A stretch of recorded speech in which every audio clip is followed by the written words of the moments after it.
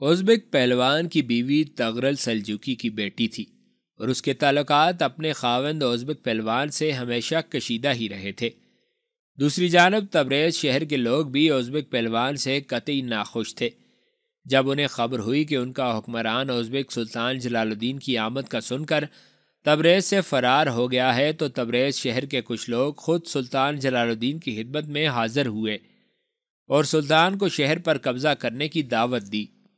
سلطان جلال الدین کو جب علم ہوا کہ ازبک اپنی بیوی کو چھوڑ کر خود گنجا شہر کی طرف بھاگ گیا ہے تو اس نے ملکہ کو عزت و احترام کے ساتھ خوی کے مقام پر بھیج دیا اور خوی شہر تبریز کی اس ملکہ کو جاگیر کے طور پر عطا کر دیا۔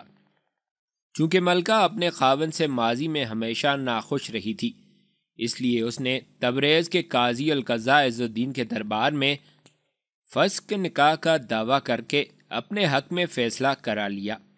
اس کے علاوہ تبریز کی ملکہ سلطان جلال الدین کی جواں مردی، ان کی جرأت، ان کی ہمت اور ان کے حالات سے بڑی متاثر تھی۔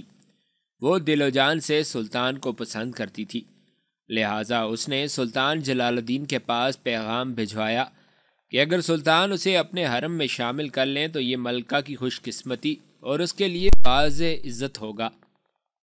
چنانچہ سلطان جلال الدین نے ملکہ کی التجا کو قبول کر لیا اور ملکہ کو اپنے حرم میں داخل کر لیا۔ جب ازبک پہلوان کو بیوی کی اس بے وفائی کا علم ہوا تو اسے ایسا دھچکا لگا کہ شدت اضطراب سے اسی دن فوت ہو گیا۔ اس طرح بیوی کے علاوہ اپنی مختصر سی قلمرو بھی سلطان کے حوالے کرتا چلا گیا۔ بہرحال تبریز پر سلطان کا قبضہ ہو گیا اور چونکہ تبریز کی ملکہ سلطان کے حرم میں داخل ہو چکی تھی، لہٰذا سلطان نے اپنی طرف سے ایک شخص نظام الدین کو تبریز کا حاکم مقرر کیا اور خود ملکہ کے پاس خوی شہر چلا گیا۔ اپنے سارے لشکر کو بھی اور خان سمیت سلطان خوی شہر ہی کی طرف لے گیا تھا۔ تبریز پر قبضہ کرنے کے بعد جہاں سلطان کے اقتدار اور عزت میں اضافہ ہوا، وہاں اس کے لشکر کی تعداد بھی خاصی بڑھ گئی تھی۔ تبریز جیسے بڑے اور عظیم شہر پر قبضہ کرنا کوئی آسان بات نہ تھی۔ سلطان کو یہ دن بڑی صعوبتوں کے ساتھ دیکھنا نصیب ہوا تھا، اس لیے قرب و جوار کے حاکم اور سلاطین سلطان کی اس فتح کو اپنی بقا کے لیے خطرہ سمجھنے لگے۔ گرجستان کے حکمران بھی چونکہ تبریز کے ہمسائے میں واقع تھے، لہٰذا وہ بھی جلال الدین کو اپنے لیے خطرہ خیال کرنے لگے۔ وہ جانتے تھے کہ جو سلوک ماضی میں سلطان جلال الدین کے باپ علاء الدین نے ہمسایہ حکمرانوں کے ساتھ روا رکھا تھا، اگر جلال الدین کو بھی موقع مل گیا تو تاریخ یقیناً اپنے آپ کو دہرائے گی اور مقابلتاً بدتر حالات سے دوچار ہونا پڑے گا۔ اس لیے گرجستان کے حکمران نے طے کیا جس طرح بھی ہو سکے سلطان کو اپنے نزدیک کے کسی بھی علاقے میں ٹھہرنے کا موقع نہ دیا جائے۔ چنانچہ گرجستان کی ملکہ نے بڑی تیزی سے ایک عظیم لشکر تیار کرنا شروع کر دیا کہ سلطان جلال الدین پر حملہ آور ہو کر اسے کسی دوسری طرف بھاگ جانے پر مجبور کر دیں۔ جن دنوں سلطان جلال الدین نے تبریز کو فتح کیا تھا، ان دنوں گرجستان کے علاقے پر ایک عیسائی قبیلہ حکمران تھا جسے گرجی کہتے تھے اور جو آرمینیا کے عیسائیوں کی ایک شاخ تھا۔ گرجستان کی ریاست کوہستان قفقاز کے اندر آذربائیجان کے شمال میں واقع تھی اور جس کا صدر مقام طفلس شہر تھا۔ یہ علاقہ اپنی سبزی اور بہتے چشموں کی وجہ سے مشہور تھا۔ اس گرجی قبیلے نے تغرل سلجوقی سے طفلس اور اس کے گرد و نواح کا علاقہ چھین لیا اور اپنے قدم ان علاقوں میں جما لیے۔ اس کے بعد ان لوگوں نے اپنی سلطنت کو دور دور تک پھیلایا، یہاں تک کہ ان کی طاقت اور قوت اس قدر بڑھی کہ آرمینیا، شروان اور کچھ دیگر علاقوں تک کے حکمران ان کے باجگزاروں میں شمار ہونے لگے تھے۔ گرجستان کے حکمرانوں نے سلطان جلال الدین کو اپنے قریب کے علاقوں سے مار بھگانے کے لیے 60,000 کا ایک بہترین مسلح اور عمدہ قسم کے ہتھیاروں سے لیس لشکر تیار کیا۔ اس لشکر کا سپہ سالار انہوں نے ایک ایسے جرنیل کو بنایا جس نے اپنی زندگی میں کبھی شکست نہ کھائی تھی۔ اس جرنیل کا نام شلوا تھا۔ یہ شلوا اپنے 60,000 کے لشکر کو لے کر بڑی تیزی سے آگے بڑھا اور سلطان کی طرف پیش قدمی کی۔ سلطان کے مخبر بھی گرجستانیوں کے سپہ سالار شلوا کی پیش قدمی سے اسے آگاہ کر چکے تھے، لہٰذا سلطان جلال الدین بھی اپنے لشکر کے ساتھ بڑی تیزی سے شمال کی طرف بڑھا تاکہ گرجستانیوں کی پیش قدمی کو روک دے۔ سلطان کے پہنچنے سے پہلے ہی شلوا 60,000 کے لشکر کے ساتھ دریائے ارس کے کنارے ایک بلند کوہستانی سلسلے کے ساتھ خیمہ زن ہو گیا تھا۔ سلطان جب دریائے ارس کے کنارے پہنچا تو شلوا پہلے اپنے لشکر کے ساتھ موجود تھا، لہٰذا سلطان کو اپنے لشکر کے ساتھ نشیب میں پڑاؤ کرنا پڑا۔ گرجیوں نے چونکہ کوہستانی سلسلے کے اوپر مورچے سنبھال رکھے تھے، سلطان نشیب میں تھا، لہٰذا ایسی صورت میں گرجی یقیناً سلطان جلال الدین اور اس کے لشکریوں کو نقصان پہنچا سکتے تھے۔ سلطان جلال الدین اپنے لشکر کے ساتھ رک کر نشیب میں ہی انتظار کرنے لگا، لیکن شلوا بھی اپنے لشکر کے ساتھ بلندی پر قائم کردہ اپنے مورچوں کو چھوڑنے کے لیے تیار نہ تھا۔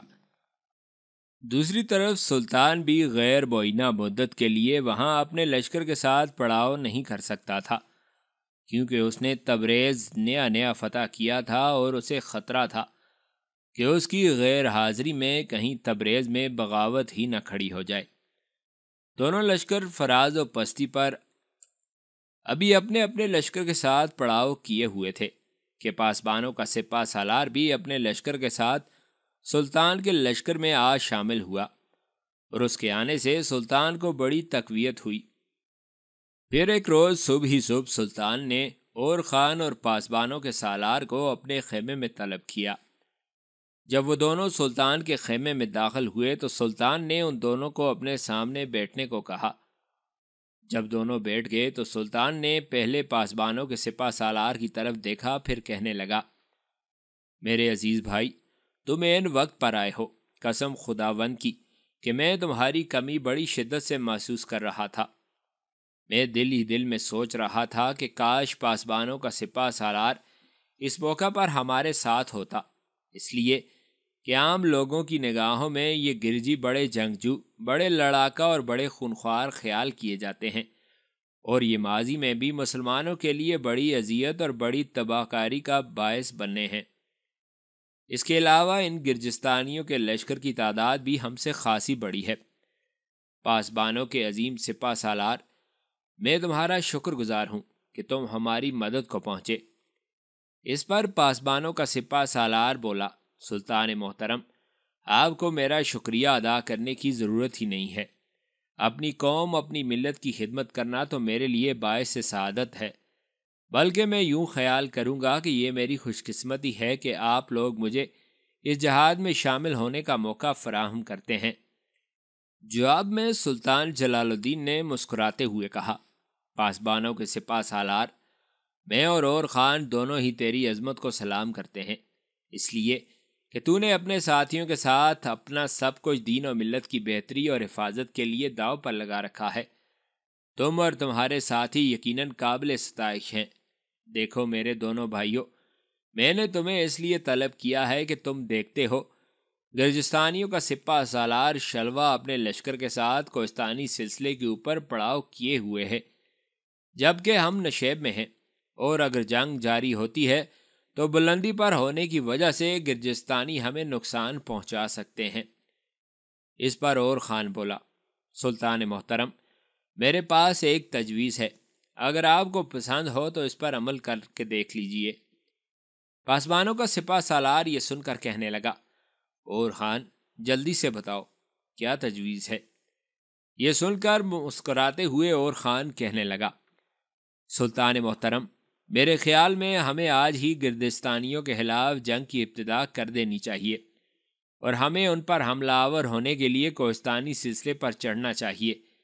میرے خیال میں جب ہم کوہستانی سلسلے پر چڑھنا شروع کریں گے تو گرجستانی نیچے اترنا شروع کر دیں گے، تاکہ نیچے اترتے ہوئے وہ ہم پر دباؤ ڈالیں اور ہمیں شکست سے دوچار کرنے کی کوشش کریں، اس لیے کہ وہ اوپر رہ کر ہمارا انتظار نہیں کریں گے، وہ جانتے ہیں کہ اگر ہم اوپر چڑھنے میں کامیاب ہو گئے تو پھر ان کے لیے مصیبت کا باعث بن جائیں گے۔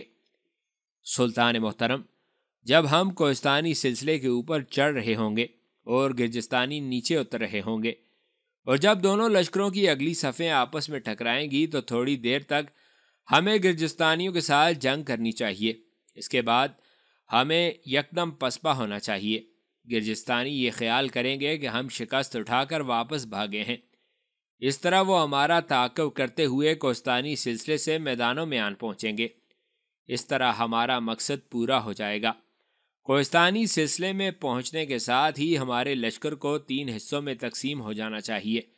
سامنے کی طرف سے سلطان محترم آپ خود ضرب لگائیں گے، دائیں طرف سے میں اور بائیں طرف سے پاسبانوں کا سپہ سالار گرجستانیوں پر حملہ آور ہوگا، اور مجھے امید ہے کہ گرجستانیوں کے لشکر کی تعداد ہماری نسبت بہت زیادہ ہے، پھر بھی ہم انہیں اپنے سامنے زیر کرنے میں کامیاب ہو جائیں گے۔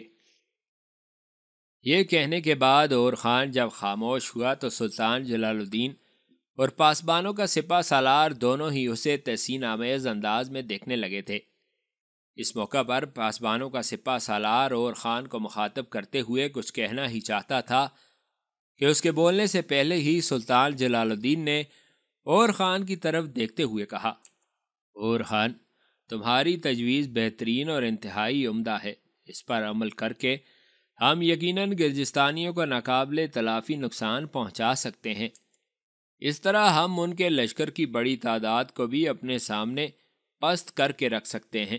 دیکھو میرے دونوں بھائیوں، اب یہ معاملہ طے شدہ ہے کہ ابھی تھوڑی دیر تک ہم گرجستانیوں سے جنگ کی ابتدا کریں گے، اور جنگ کا طریقہ کار یہی ہوگا جو ابھی اور خان نے بیان کیا ہے۔ یہاں تک کہنے کے بعد سلطان جلال الدین تھوڑی دیر تک رکا، پھر وہ پاسبانوں کے سپہ سالار کو مخاطب کرتے ہوئے کہنے لگا، میرے عزیز، شاید تمہیں خبر ہو کہ میں نے اور خان دونوں نے مل کر تبریز شہر بھی فتح کر لیا ہے، اور اب وہ ہمارے قبضے میں ہے۔ تبریز شہر کا حاکم ازبک پہلوان گنجا شہر کی طرف بھاگا تھا، جبکہ اس کی بیوی یعنی تبریز کی ملکہ نے مجھ سے التماس کی تھی کہ میں اسے اپنے حرم میں داخل کر لوں، لہٰذا میں نے اس کی تجویز کو منظور کر لیا اور اب وہ میرے حرم میں شامل ہے۔ دوسری بات میں تم سے یہ کہوں گا کہ اب چونکہ میری اور خان کی حالت پہلے کی نسبت کافی بہتر ہو گئی ہے، لہٰذا ہم نے اپنا ایک وزیر بھی مقرر کیا ہے جس کا نام شرف الملک ہے، اور ایک کاتب بھی رکھا ہے جس کا نام ابن احمد ہے، اور یہ ابن احمد انشا پردازی میں اپنا جواب نہیں رکھتا۔ میرے بھائیوں، اب ہمیں اٹھ کر اپنی طے شدہ تدبیر کے مطابق گرجستانیوں کے خلاف حرکت میں آنا چاہیے۔ اور خان اور پاسبانوں کے سپہ سالار نے سلطان جلال الدین کی اس تجویز سے اتفاق کیا۔ پھر وہ خیمے سے باہر آئے، اپنے لشکر کو حرکت میں لاتے ہوئے وہ گرجستانیوں پر حملہ آور ہونے کے لیے نشیب سے بلندیوں کی طرف چڑھنا شروع ہو گئے تھے۔ گرجستانیوں کے سپہ سالار شلوا نے جب دیکھا کہ سلطان جلال الدین آخر جنگ کی ابتدا کرنے کے لیے نشیب سے کوہستانی بلندیوں کی طرف چڑھنا شروع ہو گیا ہے، تو اسے شلوا نے سلطان جلال الدین کی حماقت اور غلطی پر تعبیر کرتے ہوئے بڑی خوشی کا اظہار کیا، اس لیے کہ وہ جانتا تھا کہ جب وہ اونچائی کی طرف سے نشیب کی طرف حملہ آور ہوگا تو سلطان جلال الدین کا لشکر دباؤ کو برداشت نہ کرتے ہوئے ہر صورت میں پسپا ہونے پر مجبور ہو جائے گا۔ بہرحال سلطان اپنے لشکر کے ساتھ بڑی تیزی سے چڑھائی کرتا ہوا اوپر آیا تو گرجستانیوں کا سپہ سالار طاق میں رہا۔ جب سلطان کوہستانی سلسلوں کی آدھی سے زائد بلندیوں کو چڑھتے ہوئے اوپر آیا، تب شلوا اپنے لشکر کے ساتھ اذیتوں کے سمندر کی طرح سلطان کے لشکر پر حملہ آور ہوا۔ دوسری طرف سلطان جلال الدین اور خان پاسبانوں کا سپہ سالار اور ان کے لشکری پہلے سے طے شدہ تدبیر کے مطابق اپنا اپنا کام سر انجام دے رہے تھے۔ جو ہی شلوا اپنے گرجستانیوں کے لشکر کے ساتھ سلطان کے لشکر پر حملہ آور ہوا تو سلطان کے لشکر کی اگلی صفوں نے تھوڑی دیر تک اس حملے کو روکا اور اپنے آپ کو دفاع تک محدود رکھا۔ پھر سلطان کا اشارہ ملتے ہی اس کا لشکر الٹے پاؤں پسپا ہونا شروع ہو گیا۔ گرجستانیوں نے دیکھا کہ ان کے اندازوں کے مطابق سلطان جلال الدین پسپائی اختیار کر رہا ہے، تو انہوں نے اپنے حملوں میں اور تیزی پیدا کر دی۔ جس قدر شلوا اپنے حملوں میں تیزی پیدا کر رہا تھا، اسی تیزی سے سلطان اپنے لشکر کو لے کر نیچے اترتا چلا گیا، یہاں تک کہ میدان میں اتر کر سلطان اپنے لشکر کو کھلے اور وسیع میدانوں میں اپنے پڑاؤ کے قریب لے گیا۔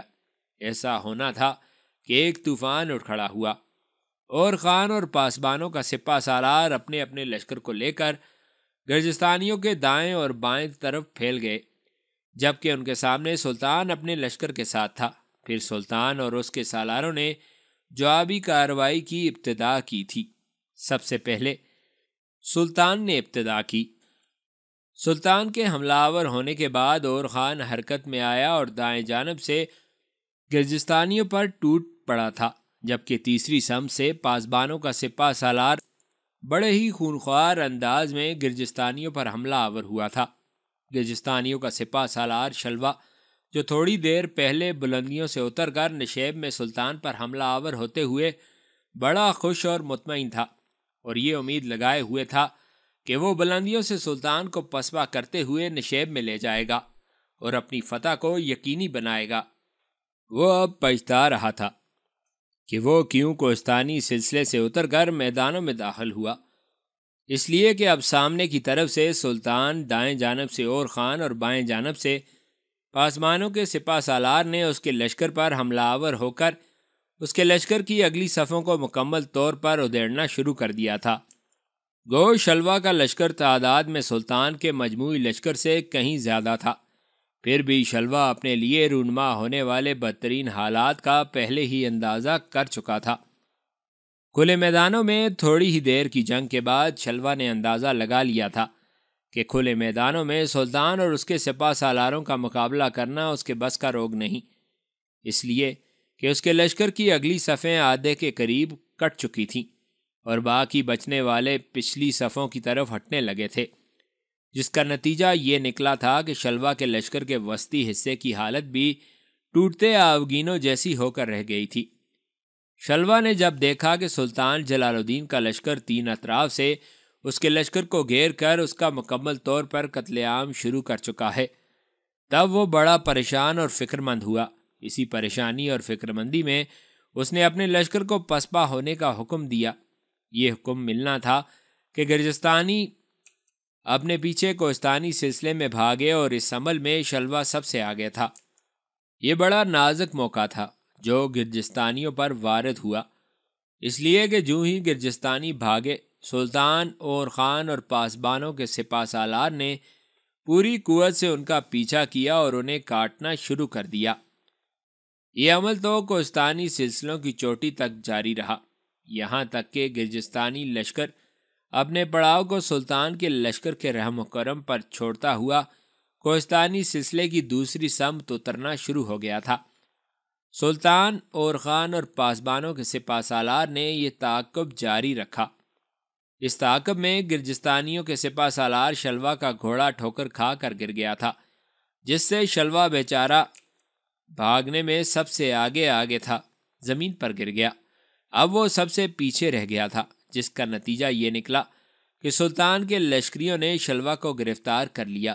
باقی بچنے والا گرجستانیوں کا لشکر کوہستانی سلسلے کے اندر اپنی جانیں بچانے کے لیے غاروں اور کھنڈروں میں چھپ کر اپنی جانیں بچانے میں کامیاب ہو گیا تھا۔ تعاقب ترک کر کے سلطان اس جگہ آیا جس جگہ گرجستانیوں کا پڑاؤ تھا۔ وہاں سلطان اور خان اور پاسبانوں کے سپہ سالار تینوں ایک بڑی چٹان پر بیٹھ گئے۔ پھر سلطان نے گرجستانیوں کے سپہ سالار شلوا کو اپنے سامنے پیش کرنے کا حکم دیا۔ سلطان کے لشکری شلوا کو پکڑ کر سلطان کے سامنے لائے تو سلطان نے تھوڑی دیر تک سر سے پاؤں تک بڑی گہری نگاہ سے اس کا جائزہ لیا۔ سلطان نے اسے مخاطب کر کے پوچھا، شلوا، قبل اس کے کہ تیری اس بغاوت، تیری اس سرکشی کی میں سزا تجویز کروں، تو خود ہی بتا دے کہ تو نے ہمارے خلاف جنگ کی طرح ڈالی ہے، اس کی تجھے کیا سزا دی جائے؟ اس پر شلوا تھوڑی دیر تک بڑے غور سے سلطان جلال الدین کو دیکھتا رہا، پھر وہ آگے بڑھا، سلطان جلال الدین کے پاؤں پر گر گیا، پھر کھڑا ہوا اور بڑی عاجزی اور انکساری میں کہنے لگا، سلطان محترم، میری زندگی کا یہ پہلا تجربہ ہے کہ تعداد میں کم ہونے والے لشکر سے میں نے ایسی بدترین اور ذلت آمیز شکست اٹھائی ہے، اور میں سمجھتا ہوں کہ یہ سب کچھ مسلمانوں کے عزم اور ان کی نیک نیتی کے باعث ہے۔ سلطان محترم، شاید آپ میرے عزم پر یقین نہیں کریں گے، آپ کے اس اخلاق اور اس کردار کو دیکھتے ہوئے میں نے اسلام قبول کرنے کا سچا ارادہ کر لیا ہے۔ سلطان شلوا کے اس اسلام قبول کرنے کے اظہار کے جواب میں کچھ کہنا ہی چاہتا تھا کہ ان کے لشکری ایک اور گرجستانی کو پکڑ لائے اور سلطان کے سامنے کھڑا کر دیا۔ سلطان نے اپنے لشکریوں کو مخاطب کر کے پوچھا، یہ کون ہے جسے تم پکڑ لائے ہو؟ اس پر ایک لشکری بولا، سلطان محترم، یہ بھی گرجستانیوں کا ایک سالار ہے، اپنا نام ایوانی بتاتا ہے، یہ بھی اسلام قبول کرنے پر آمادہ ہے۔ اس پر سلطان نے شلوا کی طرف دیکھتے ہوئے پوچھا، یہ ایوانی نام کا جوان تمہارے لشکر کا سالار ہے؟ اس پر شلوا نے اسباد میں سر ہلا دیا۔ چونکہ شلوا اور ایوانی دونوں نے اسلام قبول کرنے کا اظہار کر دیا تھا، لہٰذا سلطان نے دونوں کے لیے کوئی سزا تجویز نہ کی۔ اس موقع پر شلوا نے اظہار تشکر میں سلطان کو مخاطب کرتے ہوئے کہا، سلطان محترم، میں ہرگز اپنے لشکر کے ساتھ آپ کے مقابل نہ آتا، لیکن آپ کو معلوم ہوگا کہ گرجستانیوں پر حکومت اس وقت ایک عورت کی ہے جس کا نام کیز ملک ہے۔ یہ بڑی ضدی، بڑی ہٹ درم اور جنگجو قسم کی عورت ہے۔ یہ اپنے لشکریوں اور اپنے عسکریوں کو بیکار نہیں بیٹھا دیکھ سکتی، چاہتی ہے کہ کہیں نہ کہیں کسی نہ کسی محاذ پر اس کے لشکری کسی حاکم، کسی حکمران کے ساتھ مصروف جنگ رہیں۔ بس اسی بنا پر ہماری ملکہ نے 60,000 کا لشکر دے کر آپ سے جنگ کرنے کے لیے مجھے روانہ کر دیا۔ بہرحال میں سچے دل سے اسلام قبول کرتا ہوں اور آپ کے خلاف جنگ کرنے کی مجھ سے اور ایوانی سے جو غلطی ہوئی ہے اس کے لیے معذرت خواہ ہوں۔ سلطان نے شلوا اور ایرانی دونوں کو معاف کر دیا اور اپنے لشکر میں شامل کر لیا۔ گرجستانیوں کے سارے پڑاؤ پر قبضہ کرنے کے بعد سلطان نے چند روز تک وہیں قیام کیے رکھا۔ اس دوران سلطان کو اطلاع ملی کہ گرجستانیوں کی ملکہ اپنی شکست کا بدلہ لینے کے لیے ایک بہت بڑا لشکر تیار کر رہی ہے تاکہ سلطان کو ایک نہ ختم ہونے والی جنگ میں مبتلا کر دیا جائے۔ اسی دوران تبریز کی طرف سے ایک قاصد سلطان کے وزیر شرف الملک کی طرف سے آیا۔ اس قاصد کے ذریعے شرف الملک نے سلطان جلال الدین کو یہ اطلاع دی تھی کہ تبریز میں نظام الدین، جسے سلطان نے حاکم تبریز مقرر کیا تھا، ایک شخص شمس الدین کے ساتھ مل کر سلطان کے خلاف علم بغاوت بلند کر دیا ہے۔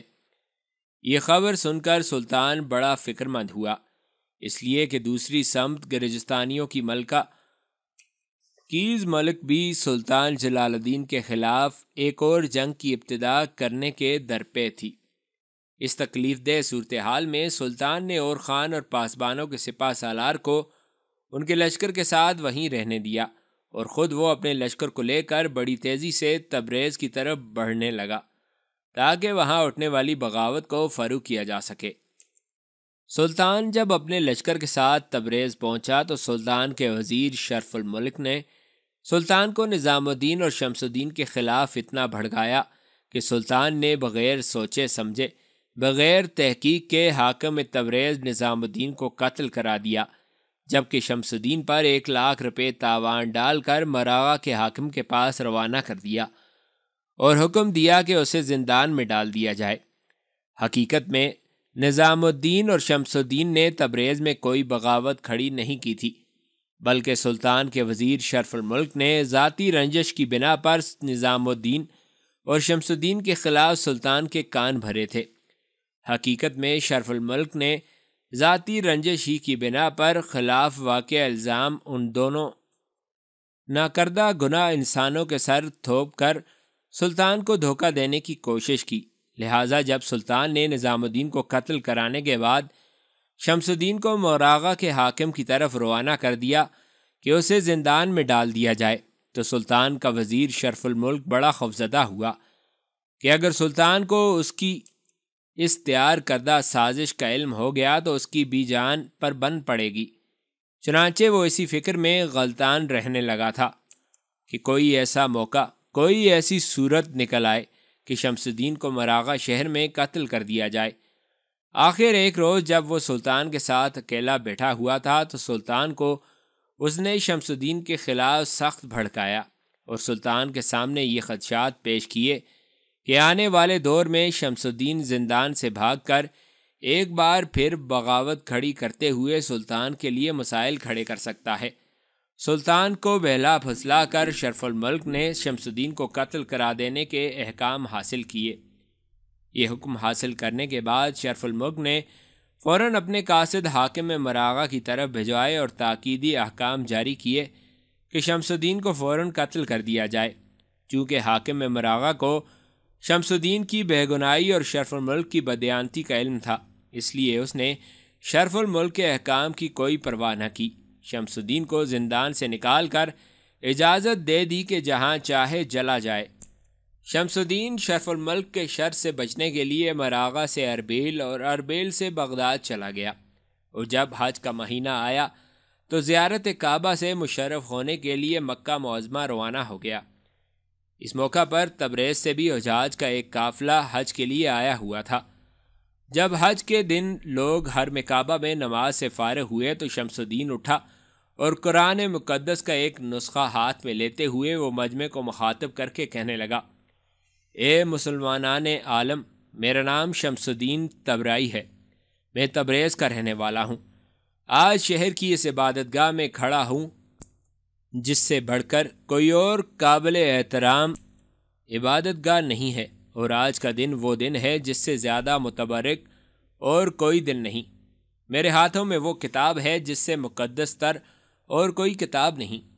میں آپ سب لوگوں کے سامنے اس عبادت گاہ اور اس کتاب کی قسم کھا کر کہتا ہوں کہ میرے خلاف شرف الملک نے ناپاک سازش تیار کی تھی۔ میں اور مرنے والا نظام الدین قطعاً کسی سازش میں مبتلا نہیں تھے۔ تبریز سے جانے والا حجاج کا قافلہ جب واپس تبریز آیا تو سالار قافلہ نے تمام واقعات سلطان کے گوش گزار کر دیے۔ اس پر سلطان کو اپنی جلد بازی پر بڑی ندامت ہوئی۔ اس نے اپنے وزیر شرف الملک کو برا بھلا کہا۔ سلطان نے شمس الدین کو مکہ معظمہ سے بلایا اور اس کے ساتھ کیے جانے والے سلوک کی تلافی کے طور پر شمس الدین کو سلطان نے تبریز کا حاکم مقرر کر دیا تھا۔ اس موقع پر سلطان نے اپنے وزیر شرف الملک کے خلاف کوئی بڑی کارروائی نہ کی، اس لیے کہ سلطان کی حالت ابھی مکمل طور پر سنبھلنے نہ پائی تھی۔ اگر سلطان اپنے وزیر شرف الملک کو سزا دیتے تو اس کے حمایتی یقیناً سلطان کو چھوڑ کر چلے جاتے، اور ایسا کرنے سے سلطان کی عسکری قوت میں خاطر خواہ کمی ہوتی، جبکہ ایسے نازک وقت میں سلطان ایسا نہیں چاہتے تھے، لہٰذا انہوں نے مصلحت آمیز خاموشی اختیار کر لی تھی۔ سلطان جلال الدین جب تبریز کے حالات درست کرتے رہے، اس وقت تک گرجستان کی ملکہ کیز ملک نے ایک اور بہت بڑا لشکر تیار کر لیا تھا، اور خان اور پاسبانوں کے سپہ سالار کے ساتھ اس نے جنگ کی طرح ڈال دی تھی۔ جگہ جگہ مارکے ہوئے جس میں اور خان اور پاسبانوں کے سپہ سالار نے گرجستان کی ملکہ کے لشکروں کو شکست دی۔ تاہم وہ ملکہ بڑی ضدی اور ہٹ درم عورت تھی۔ اس نے لشکر پر لشکر تیار کرتے ہوئے اور خان اور پاسبانوں کے سپہ سالار کے ساتھ ایک طرح سے چھاپہ مار جنگ کی ابتدا کر دی تھی۔ تبریز کے حالات درست کرنے کے بعد سلطان پھر گرجستان میں اور خان اور پاسبانوں کے سپہ سالار کے ساتھ آن ملا۔ سلطان جلال الدین گرجیوں کی روز روز کی شرپسندی سے تنگ آ چکا تھا اور چاہتا تھا کہ انہیں مکمل طور پر اپنے سامنے زیر اور مغلوب کر کے اپنے حالات اطمینان بخش بنائے۔ چنانچہ اس مقصد کے لیے گرجستانیوں کے سابق سپہ سالار شلوہ اور اس کے نائب ایوانی کو سلطان نے اس سلسلے میں صلاح و مشورہ کرنے کے لیے طلب کیا۔ یہ دونوں اشخاص بظاہر اسلام لا چکے تھے، لیکن دل سے اپنے اہل وطن کے سچے خیرخواہ تھے۔ جب سلطان نے ان سے اپنے ارادے کا ذکر کیا تو دونوں بڑے زور و شور سے سلطان کی ہاں میں ہاں ملانے لگے، لیکن خفیہ طور پر ان کے تعلقات اپنی ملکہ کے ساتھ تھے۔ جب شلوہ اور ایوانی کے صلاح و مشورے سے سلطان نے گرجستان پر حملہ کرنے کی مہم تیار کی تو شلوا اور ایوانی پورے حالات اپنی ملکہ کیز ملک کو اپنے ایک خفیہ قاصد کے ذریعے بتاتے رہے۔